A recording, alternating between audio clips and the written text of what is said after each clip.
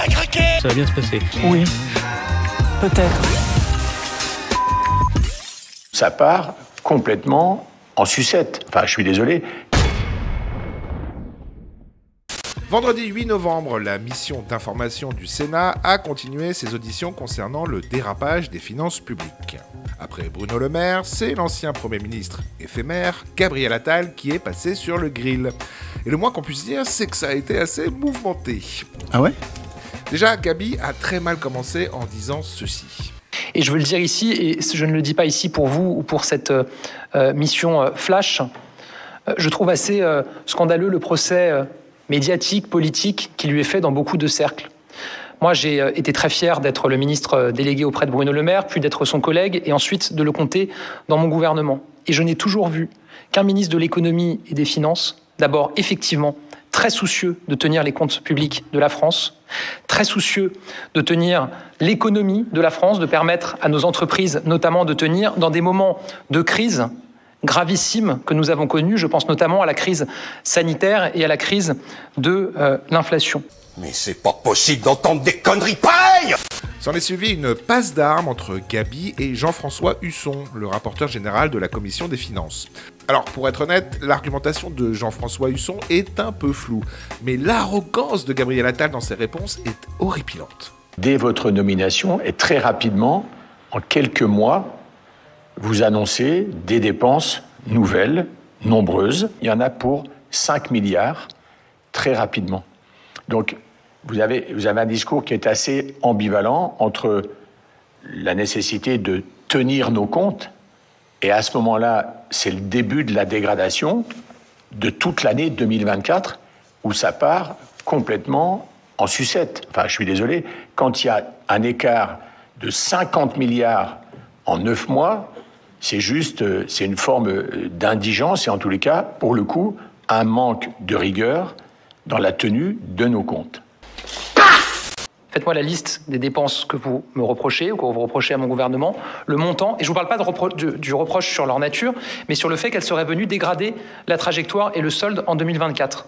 Mais bien sûr que toutes ces annonces, parce que ces annonces s'ajoutent à d'autres annonces passées qui, elles aussi, continuent de produire des effets. Pour ce qui est de... Non, mais je vais vous dire... Parce que là, en fait, ce que vous dites, monsieur le rapporteur général, vous avez été nommé Premier ministre, et puis sont arrivés plein d'annonces budgétaires. Donc d'un côté, vous dites que vous avez fait beaucoup d'économies, mais de l'autre, vous avez empilé les dépenses. Donc en gros, si je me mets à la place du Français qui nous regarde, ce que vous voulez lui faire penser, c'est...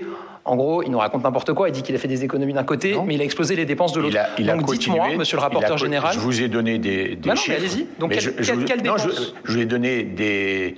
Comment dirais-je, des thèmes. Si, vous l'avez fait... Dites-moi. Vous l'avez fait pour la question agricole, vous l'avez fait... Alors, question agricole. Non, mais arrêtons-nous thème par thème. Non, on est là pour parler de 2024.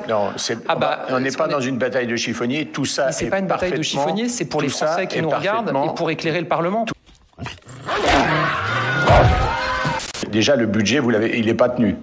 Enfin, première chose, excusez-moi. Le budget, il n'est pas tenu. Non, le budget... Enfin, est-ce que le budget de l'État 2024 sera plus important que celui qui avait été voté? Monsieur le Premier ministre, le budget n'est pas tenu, il se dégrade, la trajectoire se dégrade en un trimestre. Monsieur le rapporteur, est-ce que les dépenses en 2024 de l'État ont dérapé? À ce stade... Est-ce que les dépenses de l'État en 2024 ont dérapé? Je pose la question.